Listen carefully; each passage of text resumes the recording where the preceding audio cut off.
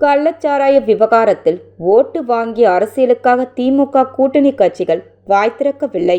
தமிழ்நாடு பாஜக பொறுப்பாளர் சுதாகர் ரெட்டி கடுமையாக விமர்சித்துள்ளார். கள்ளக்குறிச்சி விஷ சாராயம் அருந்தி புதுச்சேரி ஜிப்மர் மருத்துவமனையில் 5 பேர் சிகிச்சை பெற்று வருகின்றனர்.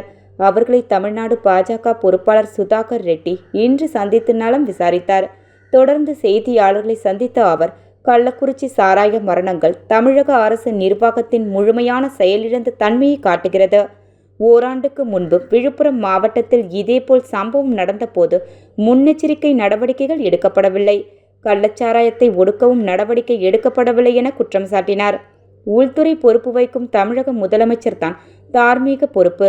ஏற்கனவே இவ்விவகாரத்தில் சிபிஐ விசாரணையை மாநில தலைவர் அண்ணாமலை உட்பட பலரும் கேட்டும் தமிழக அரசு நடவடிக்கை எடுக்க முன்வரவில்லை. அரசு ஆதரவுடன் தமிழ்நாடு முழுவதும் டாஸ்மாகில் அதிக விலைக்கு மதுபானங்கள் விற்பதால் குறைந்த விலைக்கு விற்கப்படும் கள்ளச்சாராயத்தை மக்கள் நாடி வருவதால் இந்த உயிரிழப்புகள் நேரிடுகின்றன என்று தெரிவித்தார். நீட் குறித்து நடிகர் விஜய் கருத்துக்கு தமிழக அரசும் நீட்டிற்கு எதிராக போராடுபவர்களும் நீட் விவகாரத்தை அரசியலாக்க வேண்டாம், இளைஞர்களின் வாழ்க்கையில் விளையாட வேண்டாம் என சுதாகர் ரெட்டி பதிலளித்தார்.